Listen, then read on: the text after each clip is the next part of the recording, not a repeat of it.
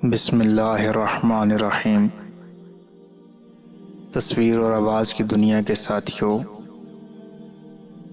آپ کی خدمت میں ہمارا دعا سلام عرض ہو۔ آپ سب کو المرجان وائس چینل پہ خوش آمدید کہتے ہیں۔ ناظرین گرامی، آج ہم آپ کی خدمت میں ایک بہت ہی پیاری تاریخ کی داستان عرض کریں گے۔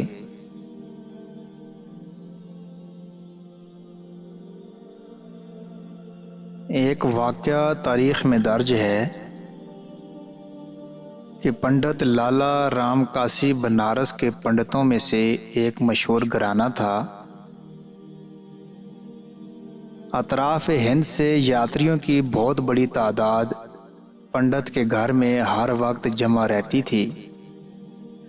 وہ دیڑھ عمر میں پنڈت لالا رام کاسی کے ہاں پہلی اولاد لڑکی کی صورت میں پیدا ہوئی۔ وہ بچی کیا تھی کہ حسن کی دیوی تھی۔ پنڈت لالا رام نے اپنی بچی کا نام شنکلا رکھا۔ شنکلا نے 14 سال کی عمر میں ہندو مذہب کی تعلیمات کی تمام کتابیں مکمل پڑھ لیں۔ حسن کی پری پیکر ہونے کے ساتھ ساتھ شنکلا دیوی عقل و فہم کی بھی مہارانی تھی۔ وہ صبح صبح جب گنگا اشنان کے لیے نکلتی تھی تو دیکھنے والوں کی بھیڑ لگ جاتی۔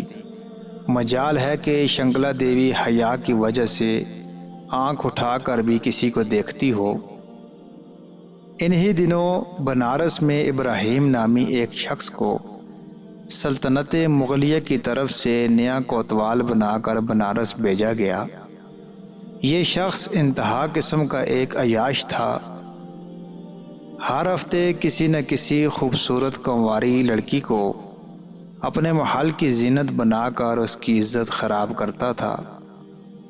اہل بنارس اس کے ظلم و عیاشی سے تنگ آ گئے تھے، لیکن کوتوال کے سامنے بولنا گویا خود کو موت کے کنویں میں دھکیلنا تھا۔ بوڑھے کوتوال کے کرندے کھوجی کتوں کی طرح بنارس کی گلیوں میں نوجوان کنواری لڑکیوں کو تاڑنے نکلا کرتے تھے۔ ایک دن ایک کارندے نے آ کر خبر دی کہ سرکار آپ بلا وجہ پریشان ہیں۔ اپنے بنارس میں ایک حسن کی دیوی موجود ہے، عمر میں بالغہ ہو چکی ہے۔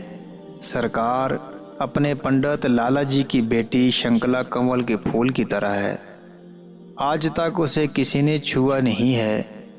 اپنے کرندے کی زبانی شنکلا کی حسن کی تعریف سن کر بوڑھے کوتوال کی رال ٹپکنے لگی۔ فوراً اپنے کارندوں کو بھیجا کہ پنڈت جی کو حکم کریں کہ ایک ہفتہ کے اندر اندر اپنی بچی کی ڈولی سجا کر ہمارے محل میں پہنچا دیں۔ اگر پنڈت نے حکم عدولی کی تو انجام اچھا نہیں ہوگا۔ کارندوں کی زبان بوڑھے کوتوال کا پیغام سن کر پنڈت کے گھر میں گویا صف ماتم بچھ گئی۔ جس اکلوتی بچی کو بڑے نازوں سے پالا تھا،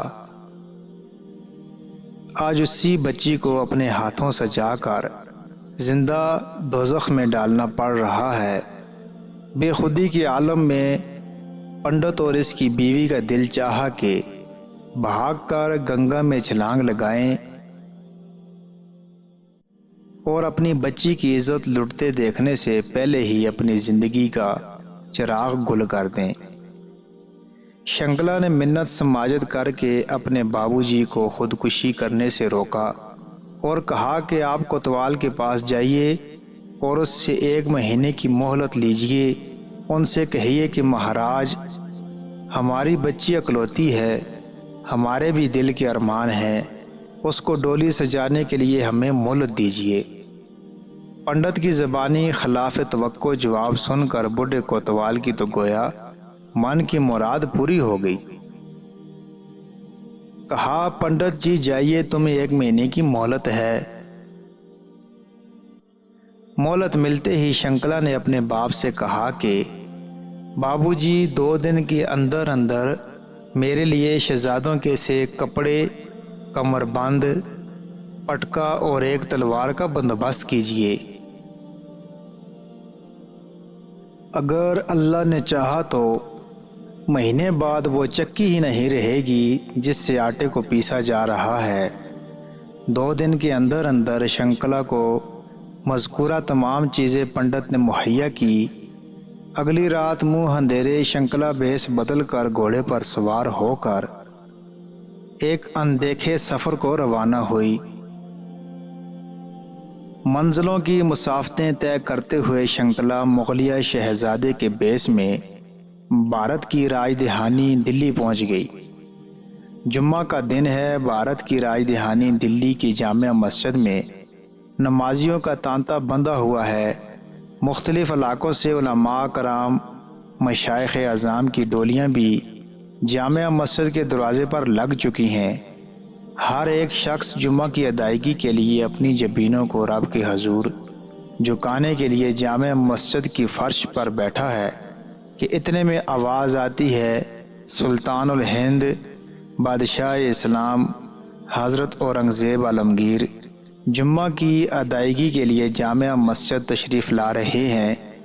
فرائض و سنت کی ادائیگی کے بعد ایک بار پھر اعلان ہوا کہ سارے فریادی اپنی عرضیاں ہاتھ میں رکھیے، سلطان مسجد سے تشریف لا رہے ہیں۔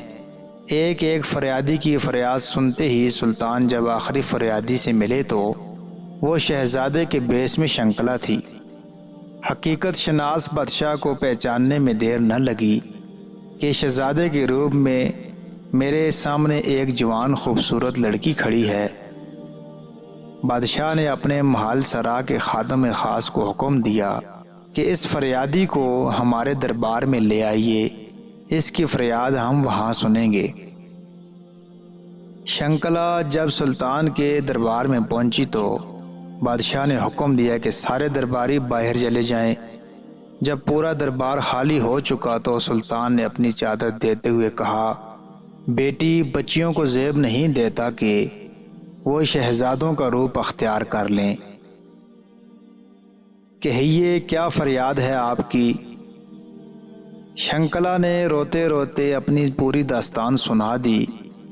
داستان سنتے ہی سلطان کے چہرے پر ایک رنگ آئے دوسرا جائے۔ مکمل غم بھری داستان سنانے کے بعد شنکلا نے کہا، دیالو مہاراج، میں برہمن ذات کی ہندو لڑکی ہوں۔ سلطان نے کہا، بیٹی جائیے اور ڈولی سجانے کی تیاری کیجیے۔ مایوس کن جواب سن کر شنکلا کے دل کا تو گویا اب گینا ہی ٹوٹ گیا۔ بوجھل قدموں واپس ہوئی۔ مہلت میں صرف اب ایک دن رہ گیا ہے۔ شنکلا دلہن کی طرح سج دھج کر ڈولی میں بیٹھ گئی ہے۔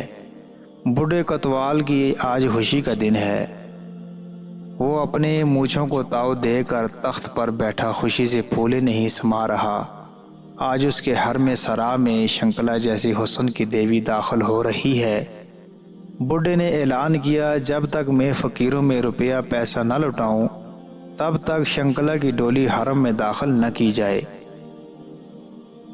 پورا اہل بنارس کوتوال کے ظلم و ستم سے تنگ ہے۔ کمزوری کی وجہ سے کوئی بھی بول نہیں پا رہا۔ فقیروں میں پیسے لٹائے جا رہے ہیں۔ اتنے میں ایک فقیر کی آواز آتی ہے، مہاراج ہم پر بھی کرپا ہو، ہمیں بھی کچھ دیجیے۔ بوڑھے کوتوال نے ناگواری سے جواب دیا، جو روپے زمین پر لٹائے جا رہے ہیں وہیں سے اٹھائیے۔ فقیر نے التجانہ لہجے میں کہا، مہاراج آج تو آپ کی من کی مراد پوری ہو رہی ہے، اس لیے ہم چاہتے ہیں کہ ہمیں آپ اپنے ہاتھ سے روپے دیں۔ روپے نکالنے کے لیے بوڑھا کوتوال جو ہی مڑا تو فقیر نے میلا کچیلا لباس پھینک دیا۔ اب جب بوڑھے کوتوال کی نظر پڑی تو کیا دیکھتا ہے کہ سامنے سلطان اورنگزیب عالمگیر کھڑے ہیں۔ مارے خوف کے بڈھے کا خون خشک ہو چکا، پاؤں میں گر کر معافی کا طلبگار ہوا۔ سلطان نے جلال بھرے لہجے میں کہا، تجھے اس لیے کوتوال مقرر کیا گیا کہ تو میری رعایا پر ظلم و ستم کرے، بچیوں کی عزتیں برباد کرے، اتنے میں سلطان کا فوجی دستہ بھی پہنچ چکا۔ سلطان نے حکم دیا کہ اس کے دونوں پاؤں میں زنجیر باندھ کر ہاتھیوں کے ساتھ باندھ دیے جائیں اور ہاتھیوں کو مخالف سمت دوڑایا جائے۔ یوں بوڑھے کوتوال کو عبرتناک سزا دے کر سلطان نے انصاف کا حق ادا کر دیا۔ شنکلا کی ڈولی واپس باعزت اس کے گھر پہنچا دی گئی۔ خیریت معلوم کرنے سلطان بھی وہاں پہنچ گئے۔ سلطان نے کہا، بیٹی سب سے پہلے مجھے پانی پلائیے، کیونکہ میں نے تمہاری فریاد سننے کے بعد قسم کھائی تھی کہ جب تک تجھے انصاف نہ دلاؤں کھاؤں گا پیوں گا نہیں۔ سلطان کے بھوجن کے لیے شنکلا نے کھانا تیار کیا۔ اپنے گھر کے ایک حصہ میں سلطان کے نماز کے لیے جگہ صاف کی۔